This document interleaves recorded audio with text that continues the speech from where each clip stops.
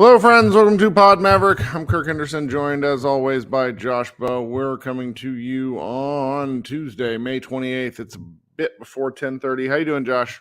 I'm doing okay. How are you doing? I'm okay. I'm going to have to retire the shirt. This is the first time the Mavericks have lost since I've worn the shirt. The Oh, Dallas no. Mavericks fell 105-100 in a Game 4 potential closeout for the Western Conference Finals and a chance to go to the NBA Finals. Kind of want to figure out how to start to talk about this one because, there was a clip that went around post game about Kyrie essentially saying that the Wolves are playing for their lives and this is any other game for us. And that was kind of a prophecy. And, the Wolves played with just a bit more, can't even think of zest. They were really going for it tonight. The Mavericks had answers. The Mavericks also screwed around. I really thought the third quarter was pretty decisive where, they ended up down 5 despite having a lead for part of the quarter. They got interesting contributions across the board from guys that I don't necessarily expect, only to have more tried and true players really shit the bed. Kind of no other way to get around that. You got Kyrie Irving and Luka Doncic shooting 33% from the floor. Toss in PJ Washington shooting 25%. I mean, the Mavericks shot 42% from the floor for the game. It was I don't want to get too bent out of shape about this one outside of the importance of the game. But like really all you need in this game is for your best players to play better. And I think you walk away and win with this one. Kyrie Irving played one of the worst games he's played this playoffs. Really no other way around that. Just some very baffling misses at the rim. He was 1 for 6 from 3. And guys, I'll tell you, at least 3 of them were wide open. Luka was additionally really putrid. He was 3 of 10 from 2-point range. You can't have that. Missed 2 key free throws. He worked his assist total up to 10, which is pretty fascinating considering how many. I mean, it felt like 2021 all over again with like guys just bricking shots on absolutely gorgeous Luka passes. And so we find ourselves here. I mean, we could kind of talk about the game from the beginning of it and work ourselves around. I mean, I'm very frustrated in this Mavericks loss. They really left something on the, they left something on the floor in this one, and they should be pretty embarrassed, to be quite honest. Yeah, this is a tough one because you look at some of the numbers and it's kind of remarkable that they were even in the game at all. I mean, Minnesota shot 52.7% from the floor. The Mavericks shot 42%. Minnesota shot 45% from 3. The Mavericks shot 35%. Now, of course, the Timberwolves didn't shoot a ton of threes. The Mavericks still ended up making 3 more 3-pointers than them. That plus points off turnovers, plus second chance points. Like the Mavericks were really only in this game because they were kind of mucking it up and winning kind of the ugly side of the game. Sure. Because really they had nothing going. Because their 2 stars were just so flat. It's funny that you said that, reminded you of like a 2020 game where, all the Mavericks role players are missing shots. The Mavericks were 14 of 40 from 3. Luka and Kyrie combined to go of that 14 of 40. Luka and Kyrie were 5 of 17. So I'm trying to do the math in my head real quick, but the Mavericks role players shot decently. No, PJ Washington shot fucking horribly, man. Josh, he did. But Kleber took 2 threes that were horrible. Okay, but Exum only got why did Exum only play 4 minutes? What is? I don't know, but I'm really annoyed at this one. I'm not denying it, but you got 2 of 3 from Derek Jones. You got 3 of 4 from Jaden Hardy. Dante Exum made a 3. Josh Green made a 3. Yeah, that's enough. That's enough. It is enough. Players. You're right. Yeah, so. No, you're right. I just. This was the PJ game we got used to in the regular season, if we're being honest. This was a pretty. He got a little if I want to, outside of Kyrie not playing very well, if I want to lay this at one person, it's PJ, who really let Cat get going. You can see, I'm sorry, if you've played middle school basketball, you can see some of the flare action that the Wolves are doing for Karl Anthony Towns from the beginning of the play. It's like you see Rudy Gobert's big ass setting a like moving screen where he lead blocks 15 feet away from the basket, and that's where the ball's going. Like it's going to Cat.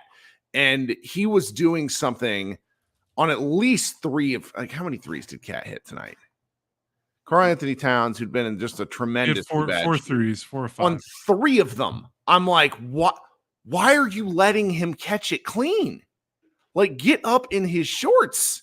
And I was very frustrated with PJ tonight. I thought it was indicative of kind of the whole team outside of Gafford. I felt like outside of Daniel Gafford at the rim, the Mavericks defense was pretty disappointing, and that's not shocking when they're missing Derek Lively, who might be their third best player. Sure. To be honest, he might be. I mean, there's a horrid coaching decision. Jason Kidd inserts Dwight Powell despite having Maxi Kleba available. Dwight Powell was a -4 in 3 minutes with 1 turnover. That was his only statistical contribution. He was very bad in those 3 minutes. And then a game decided by this level of points, like that was, you can't make that kind of coaching error. Like what Luka literally called for Dwight to get out of the game after that. Like it was that kind of bad. And you're right about, like, I was honestly surprised at how well Gafford held up. Gafford was quite interesting. It was really something. Yeah. The only thing I could think of is just with Maxi coming back. I mean, he only played 13 minutes, so it was pretty clear that they were not going to run Maxi out there for extended time, and they just probably didn't want to go small. And if Maxi can't play, it was good to see Maxi back, and I think he had some decent plays. If he's only can play 13 minutes, Powell's probably going to have to play. Like I don't really know. Maybe they just run PJ at center, but I don't think they felt comfortable with that. I think it's a really tough spot to be in. Sure. But now, hopefully, that shouldn't be a problem going forward, because even if Lively doesn't come back, hopefully, Maxi's minutes can ramp up, and you just run Maxi at the 5 as your backup 5, and you send Powell to the phantom zone. Because absolutely, it didn't work in game 3 either. The Mavericks just kind of overcame it. And it hasn't worked at any point in Mavericks history. The reason it worked is because they overcame it, not because he was good. I mean, that's not fair. Powell did his job for several years. I just can't have him in the Western Conference Finals. Can't do it. You go back to all of them. I was just profoundly frustrated with the way that the Mavericks played the second half in particular. They played like they were going to be there. And then the thing was, they were, and they didn't come up with it. That's going to happen. But they didn't need, the game didn't need to be that close. Like there was some real, I trying to think how to describe this, because I really earnestly felt like the Mavericks were playing with their food. And it bit them in the end. Yeah, it was weird because the off-ball defense was what it is, and that has nothing. It probably has something to do with Derek Lively, I suppose, because Lively can probably extend a bit more than Gafford, even though Gafford had 3 blocks and was great. The Wolves again had a good shooting night in the restricted area, their second straight game, and it's not a coincidence without Lively. They were 13 of 18. They shot well from 3. Yeah, and I just thought the Mavericks didn't get through screens very well. It looked like you said, they were kind of surprised by some of the actions that Minnesota was running. I thought the Wolves finally smartly spammed some Towns Gobert pick and roll, which the Mavericks haven't been able to guard all series, and they did that a lot in the third quarter when they kind of built up that lead. So yeah, that was just there was a lack of attention to detail there. I just didn't think off ball the Mavericks were clean enough. Mm-hmm. And then offensively, like you were saying, I don't think Luka and Kyrie looked comfortable offensively in the pick and roll for the first time in a long time. I thought both of them were a little indecisive when navigating the space that the Wolves were giving them. I thought when the Wolves blitzed, I thought they made the right play almost every single time, and I thought they had their most success once again when the Wolves were blitzing, despite the fact that there were some turnovers and they did force some missed shots. But for the most part, when the Wolves blitzed, the Mavericks got like a clean open look majority of the time. So they handled that well. What they didn't handle well was when the Wolves didn't blitz and they played a little bit more drop, or they switched, or they played a little more conservative in the pick and roll. And the Mavericks had all that space, and you kind of saw Luka and Kyrie kind of dancing in that mid-range floater area. Hate it. And they did not make any. They made no shots in that area. They didn't. The shots that they took sucked. That's the secondary thing. Like, if you're going to get in that zone, and I get it, Luka is one of the best late passers in a possession in the NBA, maybe in NBA history. But there's something to be said about a level of decisiveness. Like, there was one play where Luka gets all the way to the rim and throws one out to Jaden Hardy. And Jaden Hardy, who played a fantastic game, all things considered, Mavericks wouldn't have been where they were without him. He's the last guy. Everybody else is basically at the basket or level at the baseline. Hardy does something like he's going to go in and throw down a massive dunk, and Ant just pokes the ball from him because Hardy's handles suck, and goes in for a dunk. And it's like, why, like, Luka, what are you doing getting that far into the teeth of the defense? Like, do something else with it on occasion. Like, what was Luka in the restricted area tonight? Can you tell me? He was 1 of 1. So between the restricted area and the 3-point line, he was a combined 2 of 9. So it's like, buddy, you got to hit these shots. You got to take a few more, because the ones that you're taking, and my friend Jared Dubin, who's written at 538, written all over the place. He's a CBS contributor. Tells me that, like, he loves the Luka bump and spin in like the old Dirk shot. It drives me crazy because Luka gets the guy on his back shoulder and he has the floater. And I get that Gobert is there and Gobert is incredible, but I just want to see the occasional floater from Luka. He used to have a floater. I don't know. Kyrie was 1 of 4 for mid-range. So ooh. I think the Wolves, this is kind of what the Wolves did in game 1.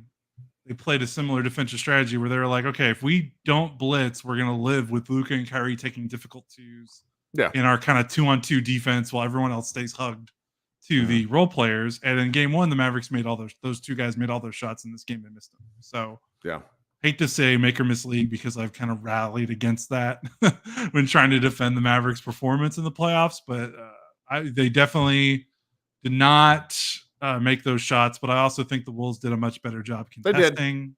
I mean, it was pretty clear that the Wolves, like, this was the best effort from the Wolves for sure, both strategically and effort-wise.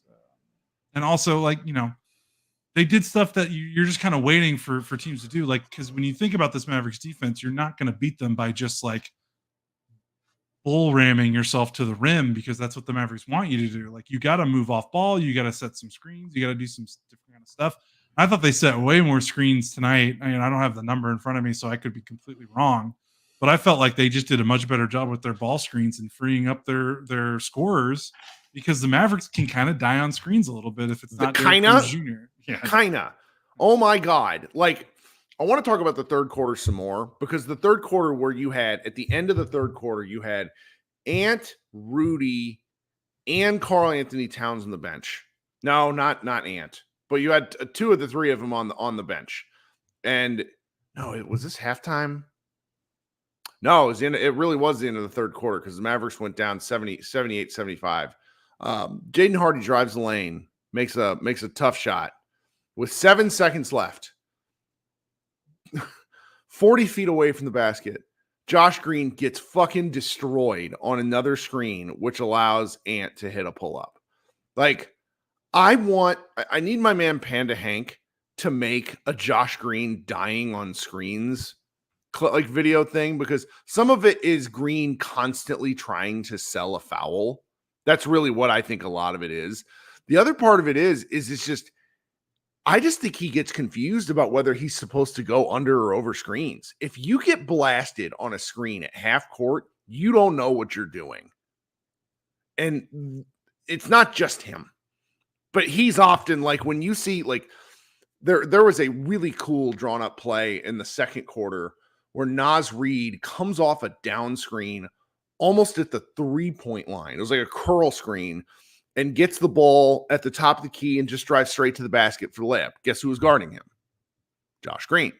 It's the same people who die on screens over and over and over for this team. I don't understand how that, like, if the Wolves just ran Josh Green off screens, they'd probably score 115 points a game. I can't.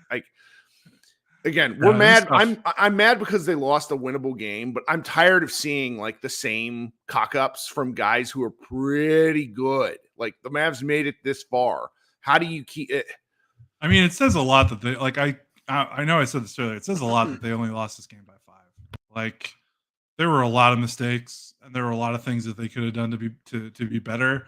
Like with the way that this game was trending and how they were defending and kind of how they were shooting a little bit, especially like Luka and Kyrie combined to go 13 of 39 from the floor, and not good.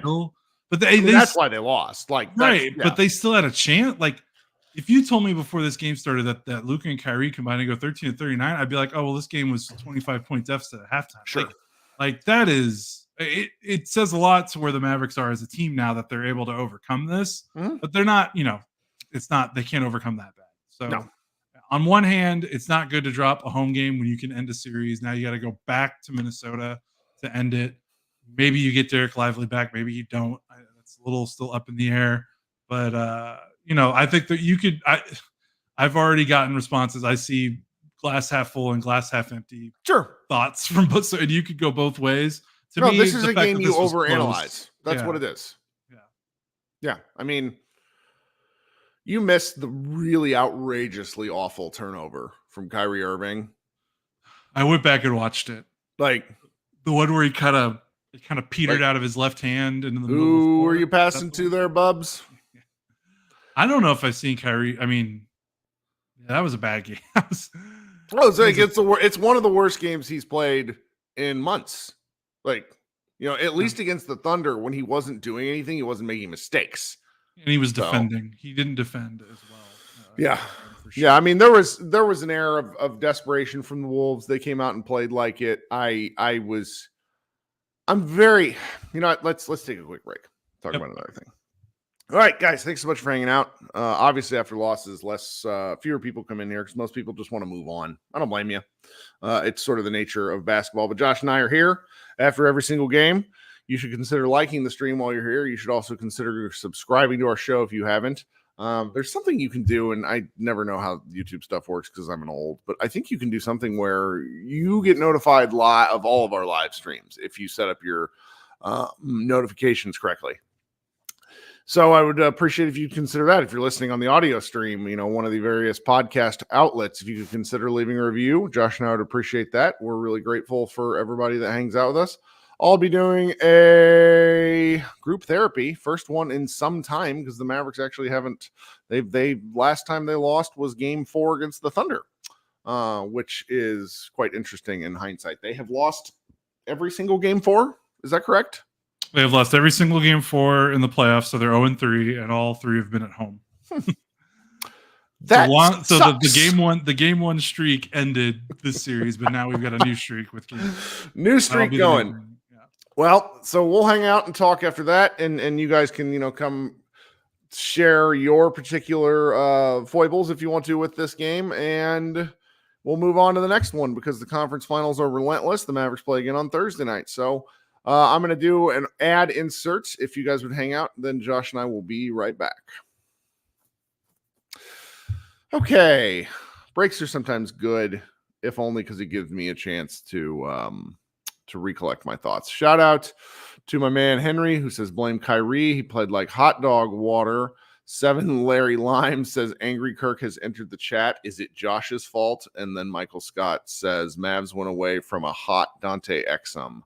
I don't understand why Dante didn't get more burn. Yeah, that was interesting because he finally made shots. Like, yeah.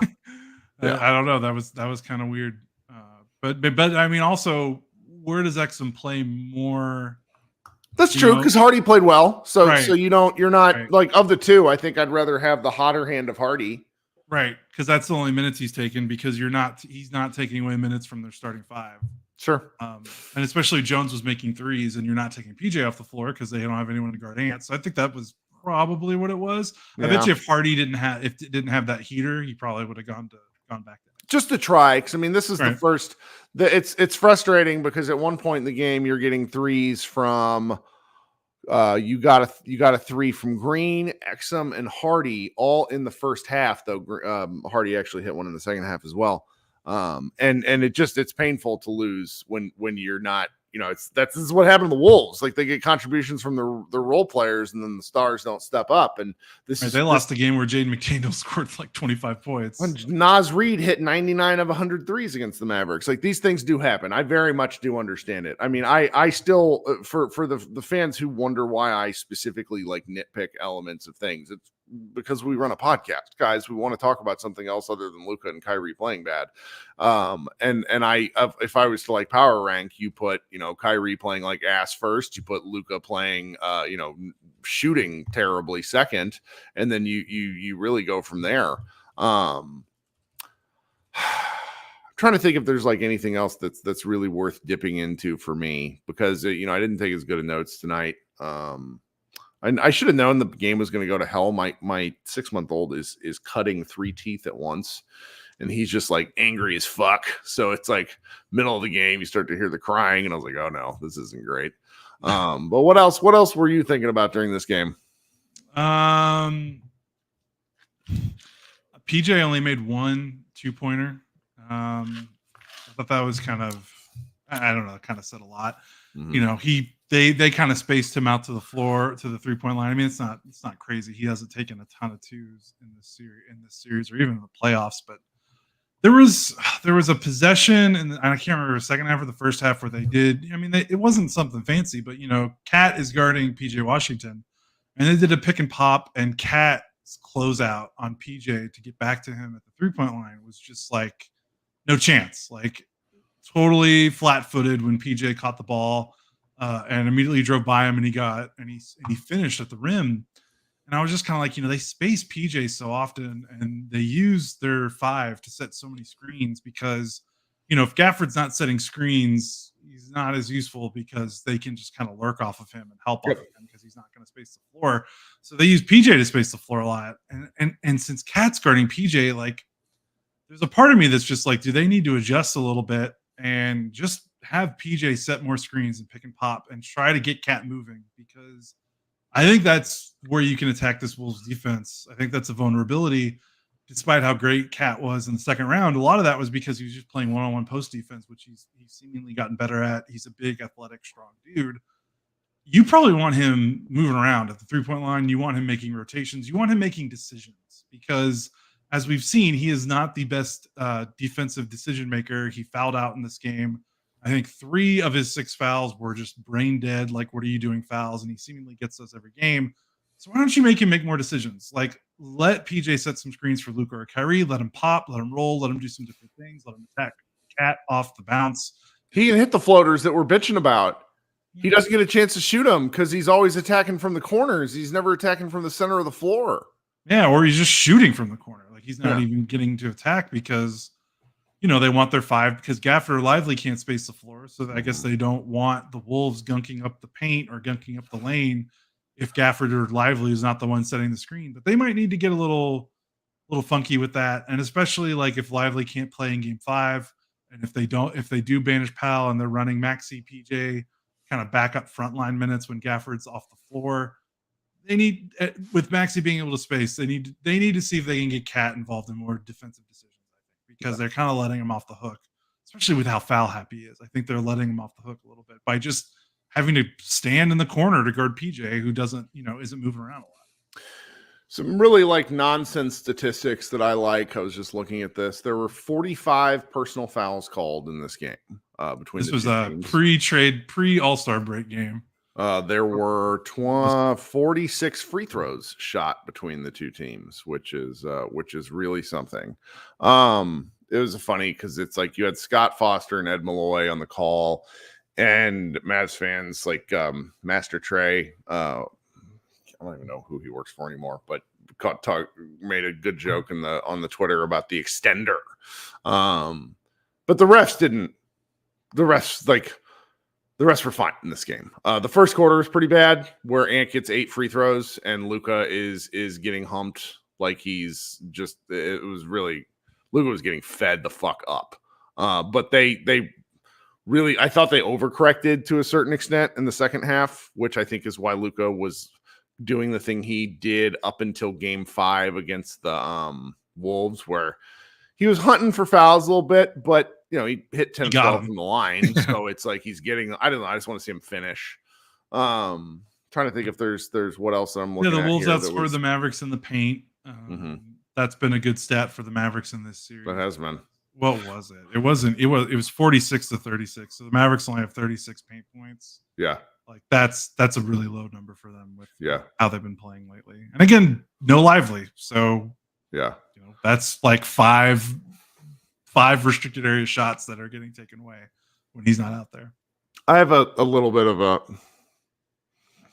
I don't know. This seems not fair for a guy who had 29, 10, and 9, but this wasn't a good Luka game. No, this is an Anthony Edwards. Sorry. Wow, they almost exactly similar stat lines. They did. I find myself not.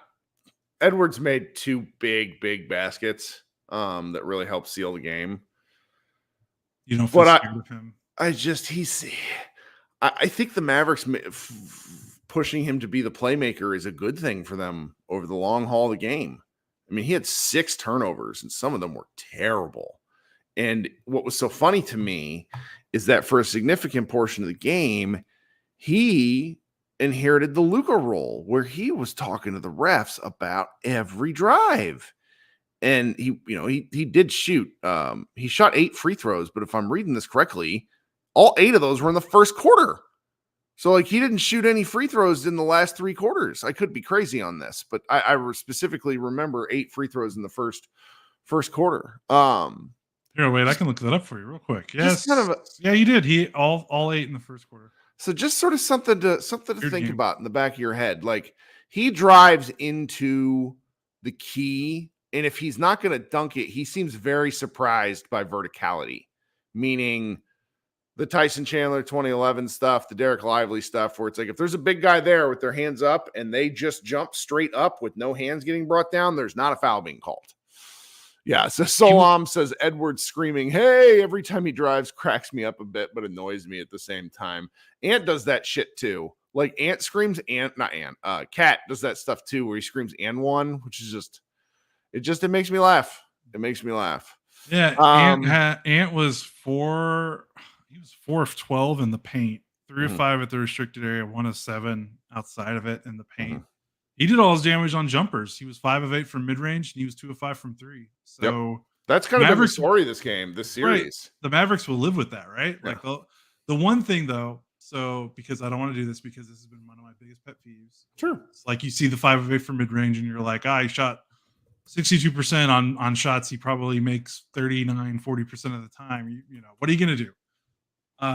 Well, what you're going to do is you don't let superstars walk into wide open 15-foot pull-ups, which he was off screens repeatedly because the Mavericks were dying.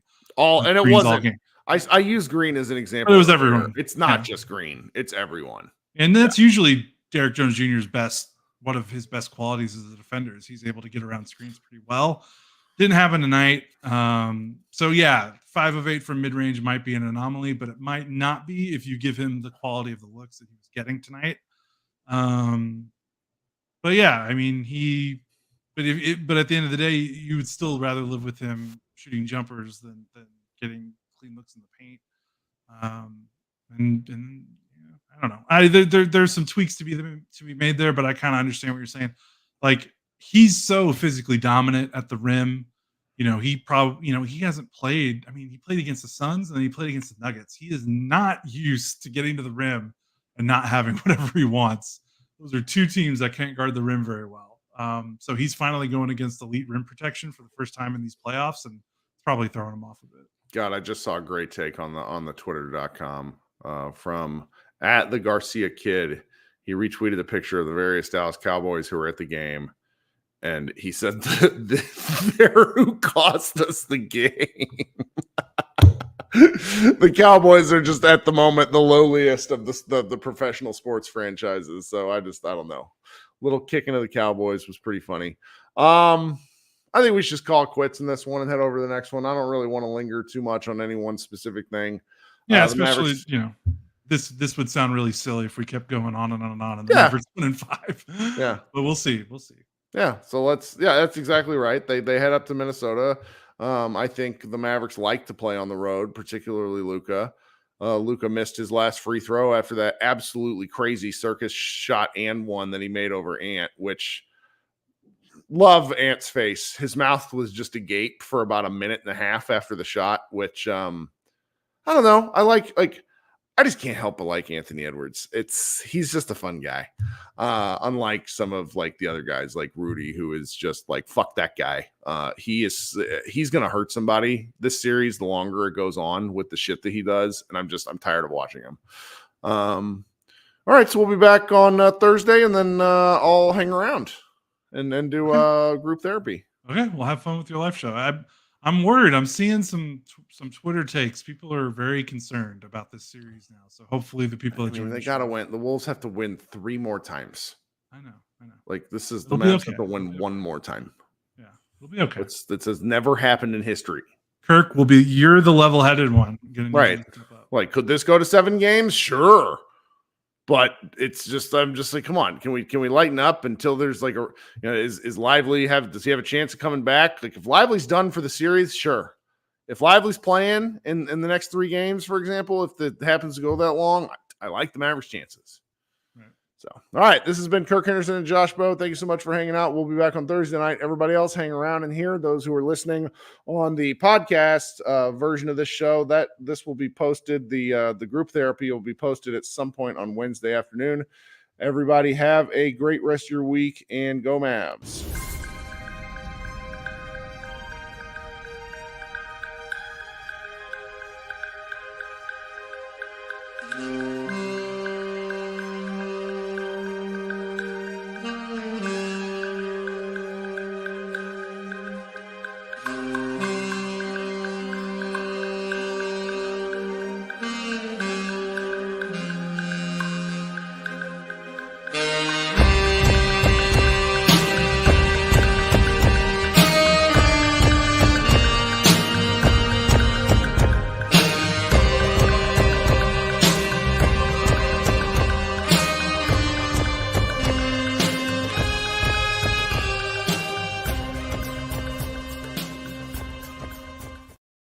Welcome back. This is Pod Maverick presents Group Therapy. I am Kirk Henderson, editor-in-chief at MavsMoneyball.com.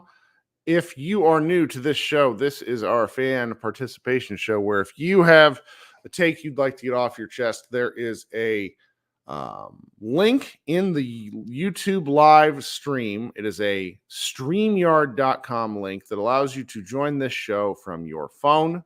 It allows you to join from your computer. However you want to do it, it is possible to hang out and talk a little basketball with me. I got 2 folks already waiting. Would love to have as many people as possible, but we could also just do a short show and then I will go to bed. Coming up first is my man Tyler. What's going on, Tyler?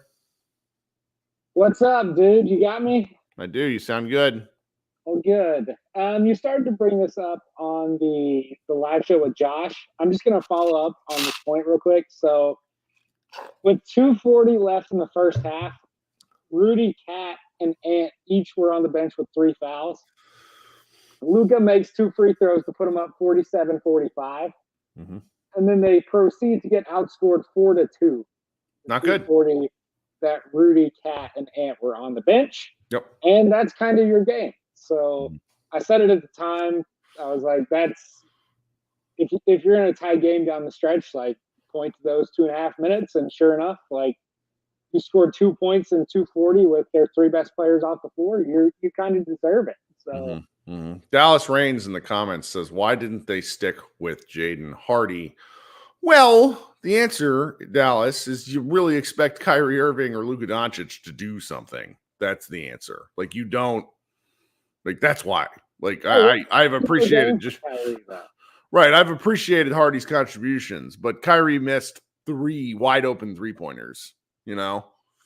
And I'm sorry, Kyrie can't go 6 for 18 after pregame. It's like, it's their Super Bowl, and this is just another game for us. Sure. That those guys, bothered. It bothered. I wish he hadn't said that. That's the first time I thought, he's a great quote. Says a lot of thoughtful stuff.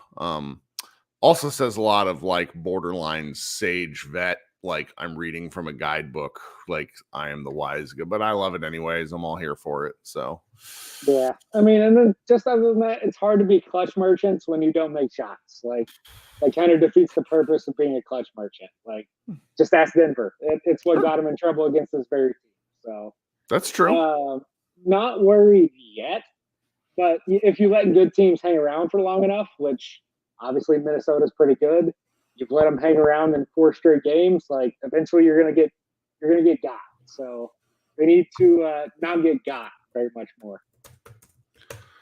Yeah. Well, I'm grateful that you joined the show. You got any more thoughts for us?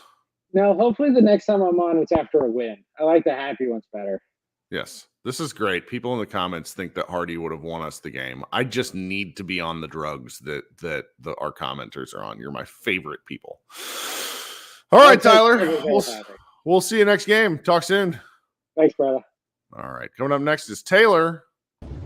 Taylor, what's up? Hey, Kirk. How are you? I'm good. Are you sound like you're in a vehicle? Are you coming home from this game?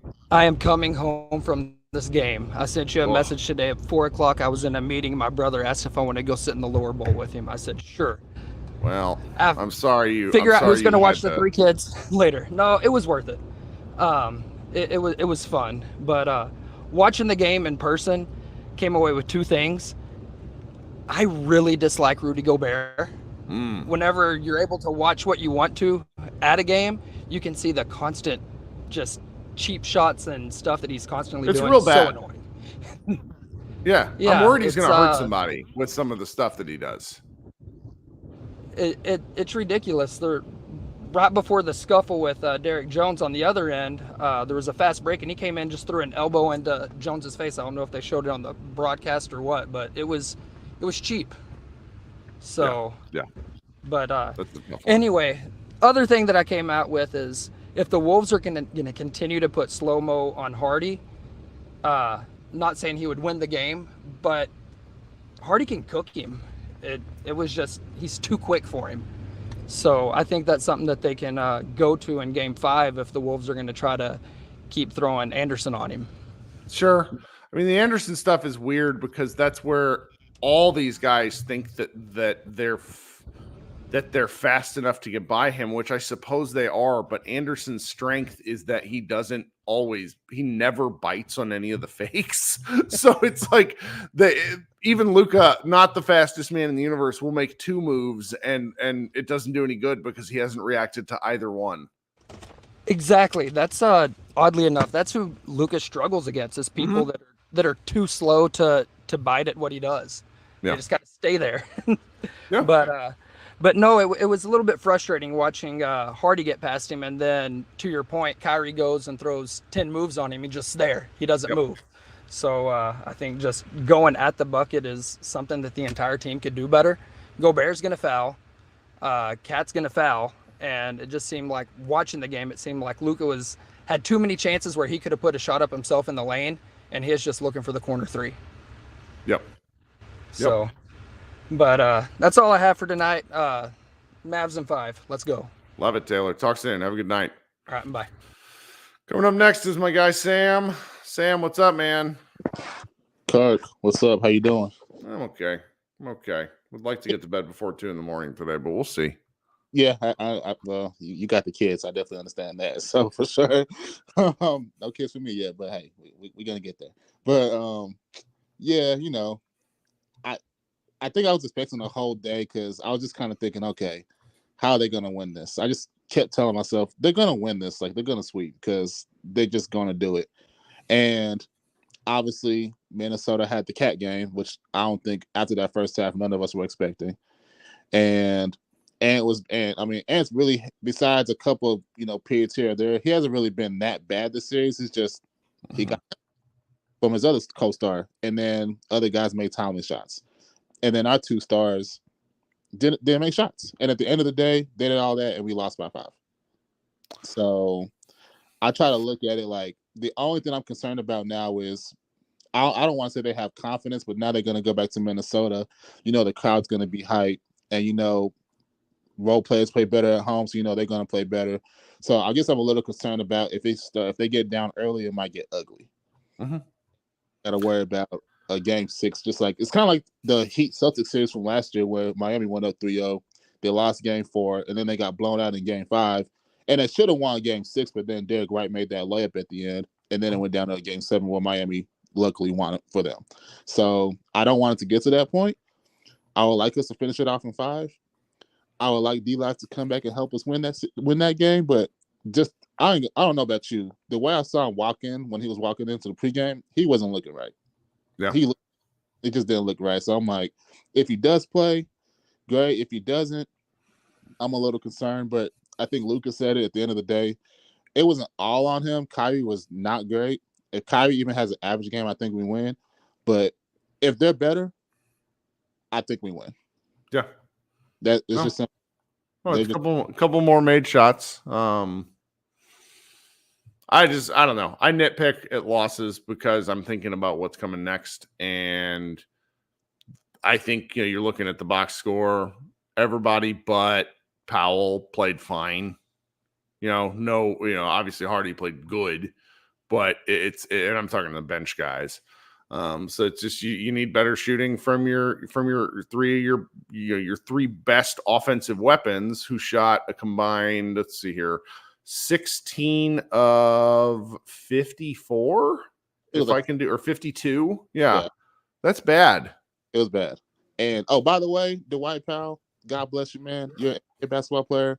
I don't want to see him on the court again in the playoffs. Because the only way I want to see him is if he shaves his head completely bald and keeps that goatee and looks like just like an evil, like an evil superhero or something. That'd be fun for me.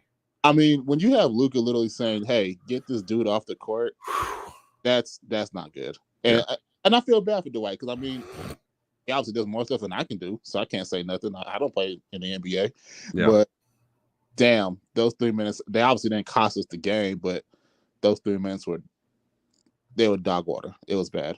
So, yeah, it is what it is. It sucks. Wild to sweet. We like the extra week of rest, but, finish it off Thursday. Usually Luka, when he kind of puts it on him, he kind of comes out and usually dominates the next game. So I think he'll have a better focus. I think Kyrie, even he made that little comment, I didn't think nothing of it, but, obviously in hindsight, you can look at it, okay, maybe he was being a little lackadaisical about it. I think he'll come in with a little more seriousness, and then he doesn't have to worry about that closeout streak anymore. That's done, obviously. So you don't got to think about it. And let's do what we've been doing. Let's finish it off in 5 and then get ready for Boston. Thanks so much for joining us. Have a good night, man. All right. Coming up next is my guy, Simon. Simon, what's up, man? Kirk, how's it going, bud? Yeah, it's okay. Yeah, man. Weird viewing experience for me. I watched the first half on my JetBlue flight home from Puerto Rico. And then I watched the second half when I got home. I'm trying to think. Obviously the Celtics are in the finals, and I'm perturbed that the Mavericks did not win this game, because personally I feel like they need as much rest as they can get, especially like Luka with his nagging injuries, Lively with the neck injury. They just need that time to recover. Yeah. And now they got to go play that game 5 in Minnesota. So you never know. Yeah. You never know who could sprain an ankle or do something stupid. Every time you lose, and the more the series gets extended, the more opportunities for something weird to happen. So, anyway, back to tonight. I want to ask you this: when they took Gafford out in the first quarter, I figured that they were just going to go right to Maxey, but they brought Powell in, and I think Powell was a -5 in his 4 minutes of play, and that really kind of set them back, and they were playing uphill from that point on. Do you think that was just Kid wanting to ease Maxey back into things? What's the thought process behind that decision? I have no idea. It's his worst coaching decision of these playoffs. Like, you have Maxey available Why are you not using him? If he can't play, then he shouldn't be like he didn't go like obviously Maxey went in and we didn't see any more Powell. So it's one of those things where if you're a kid, you're probably trying to steal minutes, but in a game that's been decided by a total of like I want to say the Mavericks have now the Mavericks are +8 on the entire series, something like that. It's like crazy how close these games have been. So that's where it's frustrating that happened. And I doubt we'll see Powell again. Yeah, I mean, I don't know what Lively's status is going to be for Game 5. I mean, I guess at this point it's up in the air. But I mean, yes, I think this game really crystallized. I mean, how crucial he is for this team as a rookie. And when we come on in these playoffs and we talk about these games, everything is sort of game to game what happened in the game, but. What a home run that pick was. I mean, grabbing Lively. Sure.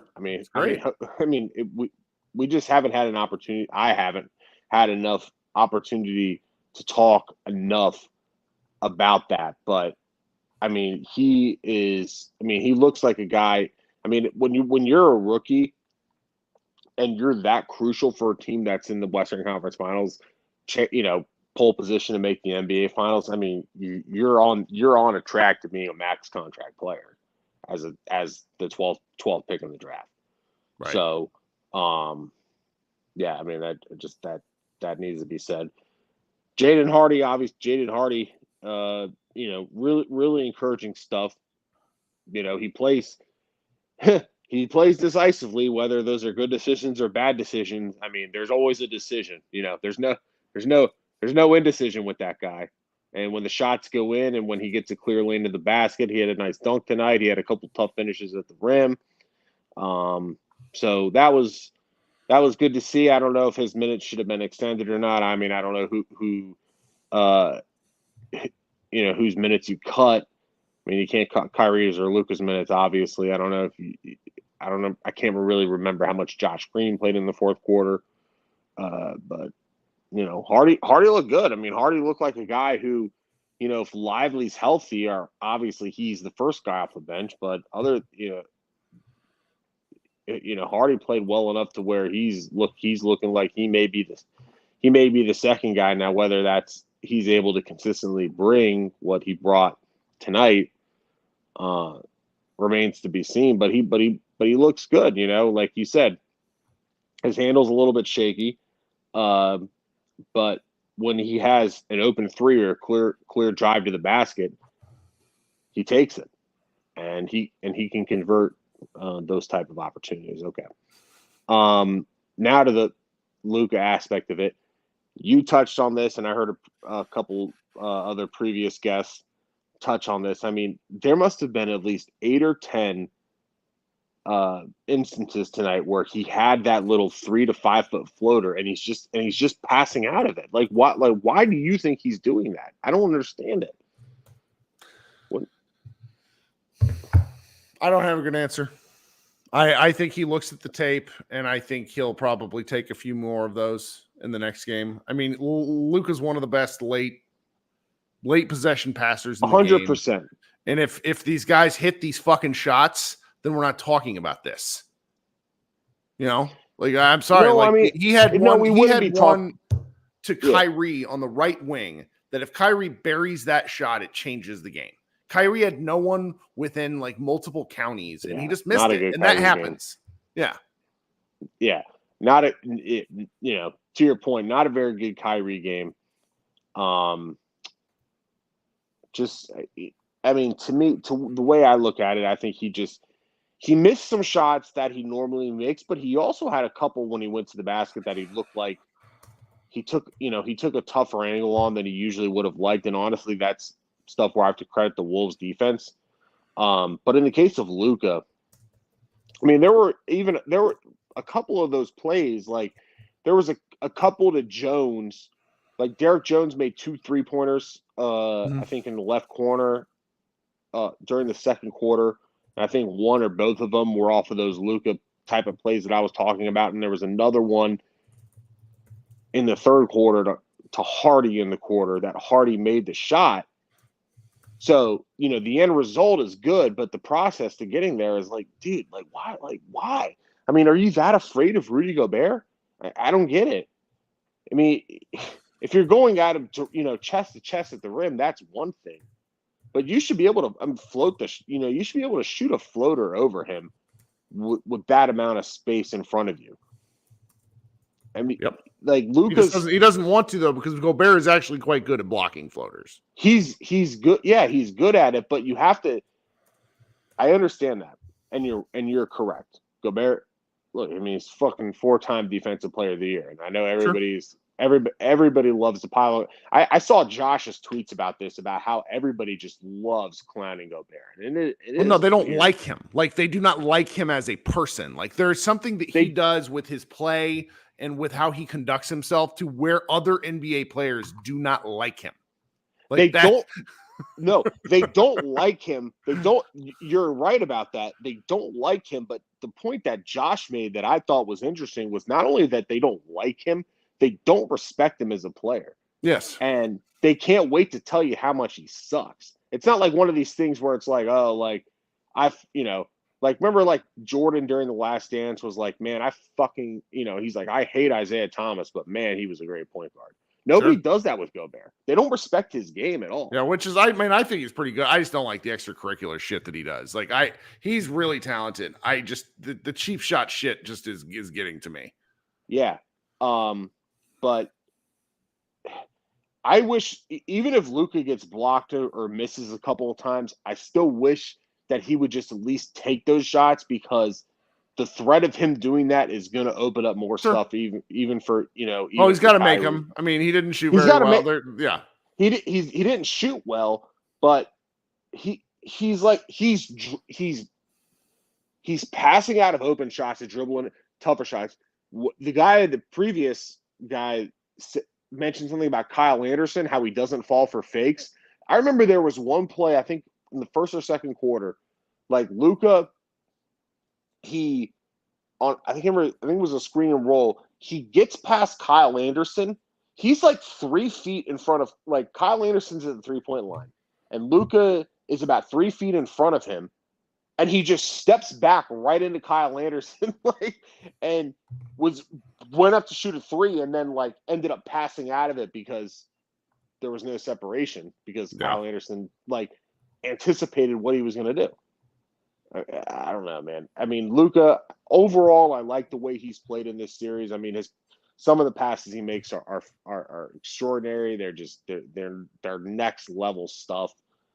And thank God he's found, for the most part, he's found his 3-point stroke, because for the first 2 rounds, it was brutal.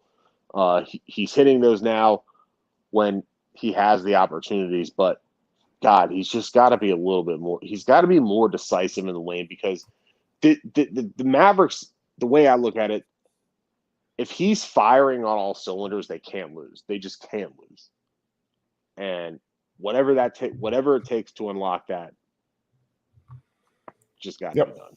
But we'll see you for Game 5. How about that? All right, man. Talk soon. Right, coming up next is Brandon. What's up, Brandon? Kirk, how you doing? I'm all right. What are you thinking tonight? Man, I kind of look at it different. Like, I don't know. They did miss some shots that would have helped them a lot, but I just feel like Minnesota saw opportunity to make Hardy put the ball on the court and made them make decisions about what he's going to do with it in the fourth quarter, and it worked in their favor. Right.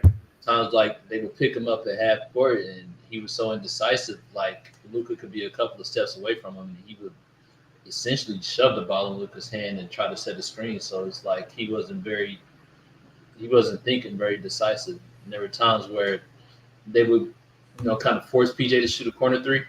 And I feel like if PJ's shooting good, he shouldn't have to shoot high volumes. But whenever he's put in a position to where he's having to shoot those, out of necessity or shoot them out of value. Well, I mean, like the one, do you remember the one in the first half where Reggie Miller is like, Luka has to shoot that. Why is he passing it to PJ? It was on a ball rotation from the left side where Luka was on the wing and PJ was in the corner. And he just makes a nice bounce pass to PJ. There's nobody near PJ. There's nobody near Luka. Do you remember this one?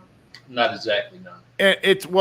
He missed it like he was firing out of a trebuchet, and the ball bounced off the back iron and made one of those really horrible noises. Gotcha. So it's like, I understand what you're saying about the volume, but if these guys are hitting when Luka's getting the wide open shots and they don't make them, I don't know what the answer is, because it's not really in Luka's nature to keep everybody thinks he wants to shoot all the time, and everybody that says that is a moron. He wants to make the right play. He wants to make the fancy play, but usually that involves making the extra pass. So it's like, I get what you're saying about, it feels like they don't want PJ shooting corner threes. I'll tell you that much. They'll take PJ shooting threes, like the above the break ones, but yeah.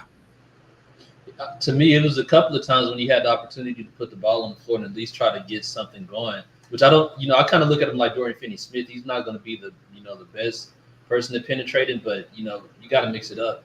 When they're sitting around the perimeter just waiting for him to make to shoot a three, I mean, it's kind of like they're telling you that they don't expect you to hit. And so you got to mix it up, just like Hardy when they, the fourth quarter, when they picked him up at half court. I'm like, they got two people on Luka and one on you. So when you pass it to Luka, it's going to be three people on him. And you're just sitting there giving them the ball, not doing anything, looking at them play. You got to do something different. You know what I mean? And I just feel like they kind of, force, the other guys to make, smart basketball decisions, and they didn't. And that just kind of, to me, that was Dallas' downfall. They missed a lot of shots, but the poor decision making definitely, along with Kyrie not really stepping up, that definitely to me is what forced them to kind of, lose that game.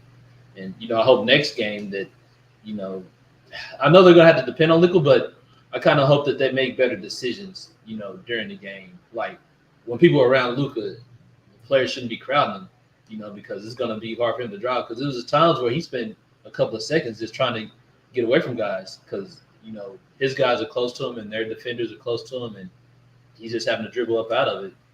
So, they got to me, space the floor and make better decisions when they got the ball in their hand. Sure. Yeah, but that's all I got, Kirk, man. Appreciate you. Of course, man. Appreciate you coming up once again. We'll talk soon, all right? Thank you, sir. All right, last but not least, my man Henry. What's going on, Henry? Henry, there? Can you hear me now? There we go. Yeah, no. I just came out here to say Kyrie was dog shit. He really treated it like another game. Well, I didn't think he's going to take this so personal. I didn't think he's going to take it to heart.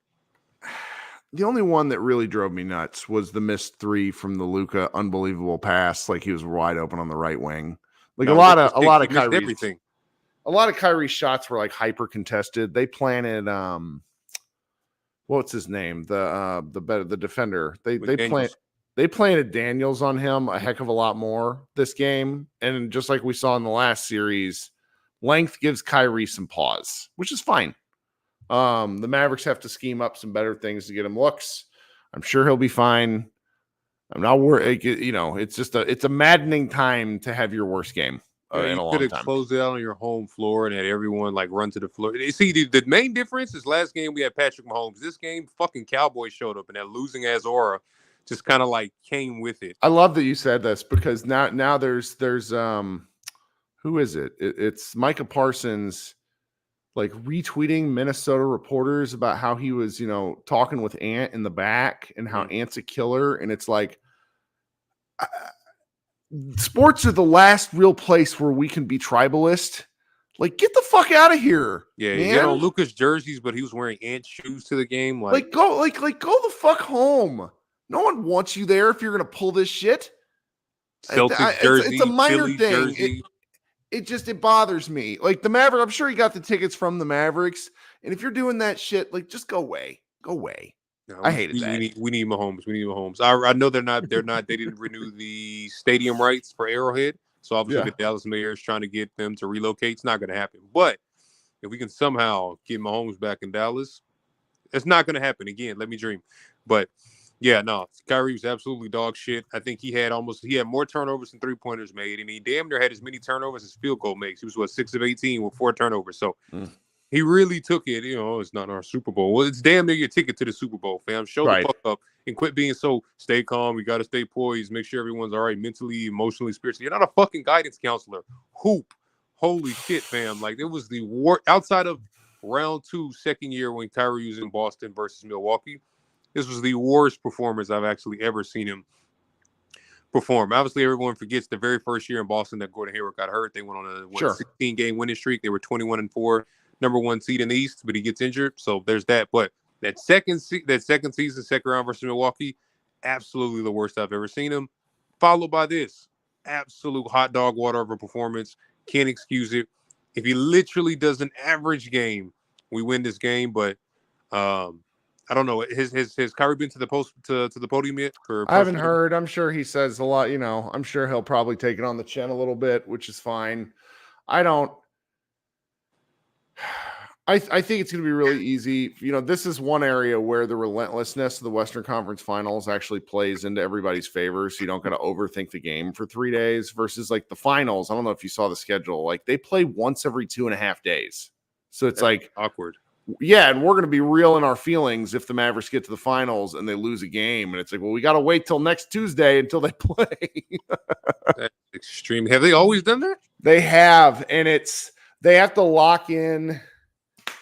I don't know. There was a reason I was given. It didn't make any sense. Something about these venues. It's a mess. And TV stuff. I don't understand it, but it is what it is. What's your what was I going to say? Okay, let me back up before I say that. We see why the NBA did not condemn Amazon for still continuing to profit off the film, because they had a fucking TV rights deal that would have offset $1 billion.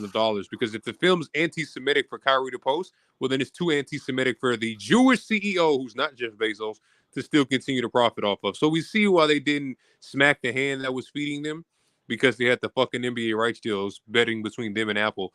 And it looks like it's going to Amazon. So we see why they didn't ask Amazon to take down the film. So that's number one. Are you worried now headed into game 5 on a scale of 1 to 10? No, because they have the 2 best players in the series. And I think this team, they've won 4 road games so far. They've won a lot of road games. I mean, obviously so have the Wolves. The Wolves have done a great job, but this team just seems to play with a little more focus on the road, and they punch back real hard. So they've not lost. Have they lost 2 in a row yet? I don't think so. I don't think so.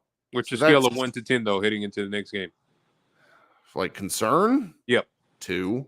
I really don't want to come back to fucking Dallas. I'm gonna be honest with you. I feel that, man. I'm seriously don't. I don't know if anybody's after me, but yeah, I just came on here to say Kyrie was dog shit. So I'll catch you on the next one. All right, talk soon, man. Okay. Nice little Tuesday. Finishing before midnight. All right, guys, head over to MavsMoneyball.com, see what stuff we've got and written. We'll throw some things up the next couple of days. Our staff is like quietly burnt toast. We're not used to working this long, but it's a good problem to have. Thank you so much for hanging out. Everybody listening on the audio streams, we really appreciate you. Those of you who download and listen, it's very important to us. Josh and I'll be back on Thursday night late. Yay! Go Mavs.